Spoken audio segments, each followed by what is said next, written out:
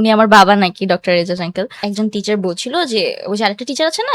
তিনি বলছিলেন যে তোমার বাবা মনে হয় ডক্টর এজাজ।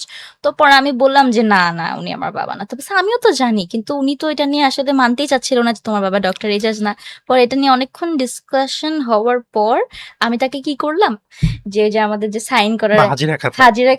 হাজিরা খাতা হ্যাঁ, অ্যাটেন্ডেন্স শিটে হচ্ছে আমার বাবা-মার নাম লিখা। সে নাকি তাকে সেটা দেখিয়েছে যে এই যে আমার বাবার নাম। তাহলে আমরা আজকে দর্শকদের এই বিষয়টা ক্লিয়ার করি, তাই না?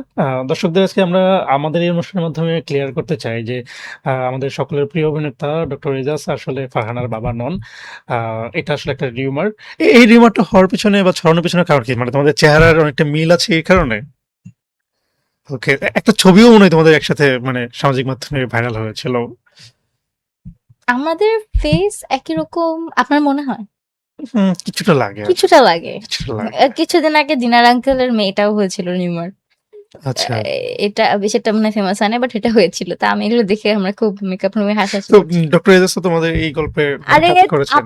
আমি মানুষের কথা কি বলি? সুনেরা আপু পর্যন্ত কনফিউজড হয়ে আচ্ছা, কি বলেছে তোমাকে সে? সোনারা আপু আমাকে কিছু বলে নাই। সোনারা আপু হচ্ছে দীপা আন্টিকে জিজ্ঞেস করতেছিল যে, "আচ্ছা একটা কথা জিজ্ঞেস করব?" পরে এটা বলে সে মানে সে তো আস্তে করে বলতে পারে না। দীপা আন্টি বলে, "না, না, না, উনি ওনার বাবা না, ওর বাবা না।" তখন বলি কি, "হ্যাঁ?" তো বলছে, "ওটা ওর বাবা না, ওটা তো এমনিই ছড়াইছে। যে দিনারও বাবা এটা ছড়াইছে।" তো এটা বলতেছিল উনি। তো সোনার আপু পর্যন্ত কনফিউজড হয়ে গিয়েছিল যে আ উনি আমার বাবা নাকি ডক্টর এজাজ আঙ্কেল। তো পরে উনি আমাকে জিজ্ঞেস করেনি, উনি দীপা আন্টিকে জিজ্ঞেস করেছে। তো দীপা আন্টি বলে, "না, না, না, ওটা ওর বাবা না।"